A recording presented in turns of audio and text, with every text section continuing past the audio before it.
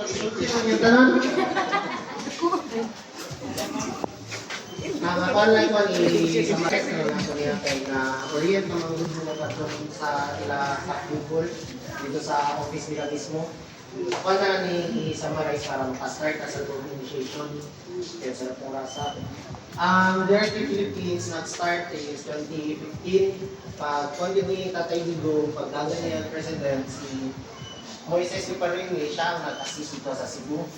Na muna, mas matingalo muna 2015 and 2016 because kung saan na-register sa Dirty Cebu kay sa 2016 August. Kaya ito siya dito sa Davao para mag-coordinate sa mga Duterte para gamitin ang apelyido Duterte.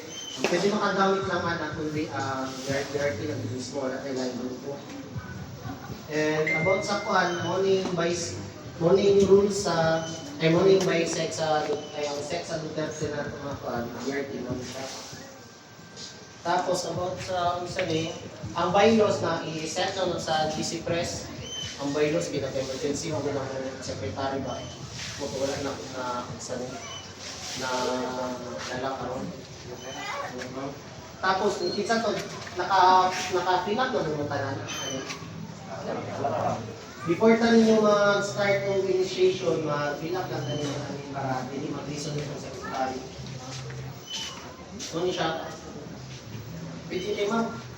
Ay, pwede niyo mo ihatak ka rin ma'am? Balik pa lang ito.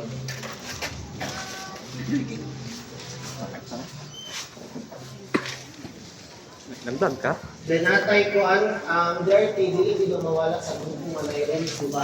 Dapat i-follow na ito ang mga rules para wala tayo conflict sa party. Naman tayo mga officers, muna sila yung badness nyo. Na-tendency, na-itulong pa po, kanina po na funds din yung namoy pasilong na i-keep mo mismo sa presidente niya sa laing Sergeant at Arts Clemente.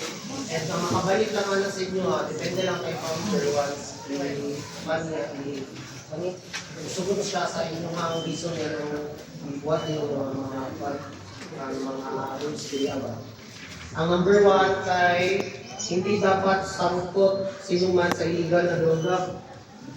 Dati namin ang mukha din sa DRT, apin sa requirement sa DRT is drug test. Pero medyo mahal-mahal man no kung i-padala ng Congress. Itanggal na lang dito mismo. Pero dili pa sagutan na kung wala tayo drug test, pwede pang gamit. Bawal yung direct shop.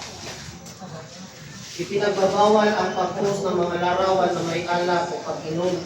Ang paano ni once maka-report ka, for example, sa motor,